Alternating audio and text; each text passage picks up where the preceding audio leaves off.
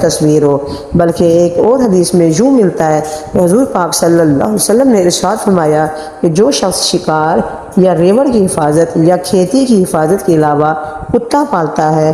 اس کے اجر سے 1 قیرات کم کیا جاتا ہے۔ کتا گھر میں رکھنے اور برتن ناپاک کرنے اور بہت سی وجوہات کی بنا پر کتا گھر میں رکھنے سے منع کیا گیا ہے، کیونکہ جس گھر میں کتا ہو وہاں پر فرشتے داخل نہیں ہوتے۔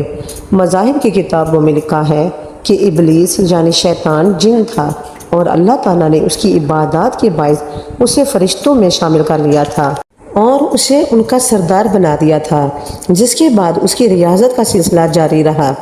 اس کائنات کا کوئی ٹکڑا ایسا نہیں تھا جس پر ابلیس نے سجدہ نہ کیا ہو۔ یہ ان سجدوں، ریاضتوں اور عبادات کا نتیجہ تھا کہ اللہ تبارک و تعالیٰ نے ابلیس کو فرشتوں کا سردار بنا دیا تھا،